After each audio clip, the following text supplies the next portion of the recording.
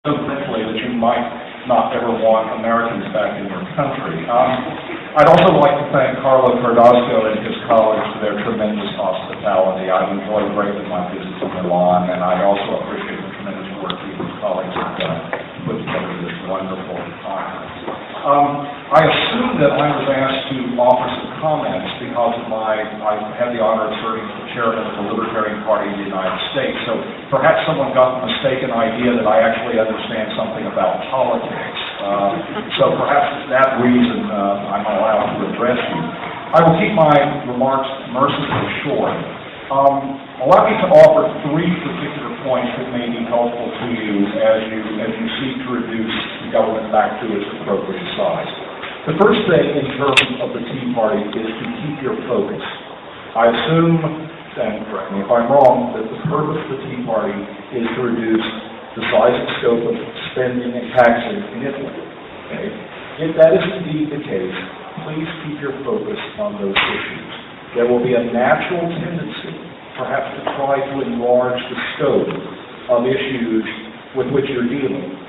I urge you to resist that temptation. I would also add that you should, of course, make sure you are not involved with any sort of partisan political connection. It is very important that you maintain complete separation from any political party. In my country, there has been a lot of talk about how the Libertarian Party of the United States, we should try to take advantage, in the good sense of the term, of the work of the Tea Party.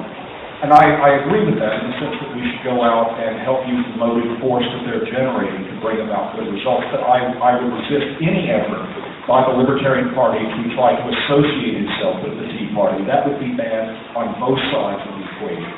So keep your focus and maintain complete independence from any political party. The second point I would make is it's easy to talk about reducing taxes because very few people like taxes.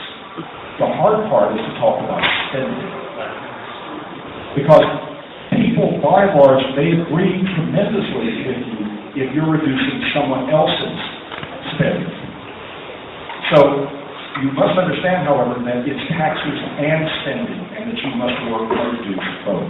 So I think in your advocacy, you must emphasize it's not just the taxes, it's the spending. And then finally, and I hope you won't consider this impertinent of me, you must uphold the highest standards of integrity as you go forward to offer your positions. One of the things that bothers me most about what has happened in terms of the political discourse in the United States is the extent to which people try to demonize people on the other side. Now, believe you me, there are plenty of people who deserve to be demonized, but I try not to do it because a lot of times in political discourse, it's so easy to fight the falsehoods, the slanders, the calumny that's being directed your way by engaging in the same sort of thing, by engaging perhaps in not being scrupulously honest with them. To the extent that that temptation is there, I urge you to resist it. When people come forward and perhaps engage in all manner of dishonest effort, don't play on their battlefield. Uphold the highest standards of intellectual integrity. Always use the best facts and figures that you can muster. If you're dealing with a debate and someone says something and you don't know the answer, say, I don't know.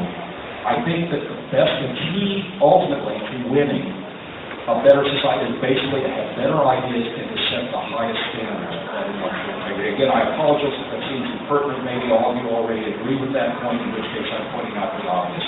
But I think it is extremely important that those of liberal disposition, those of us who believe in liberty, we have to uphold the highest standards of integrity. We don't like it when people are unfair to us. We have to bend over backwards to be fair, even when other people are not being fair to us. So with that, again, thank you for your tremendous hospitality. I wish you all the best, and I hope to have the pleasure of coming back to Milan and seeing the great work that you're doing here. Thank you very much.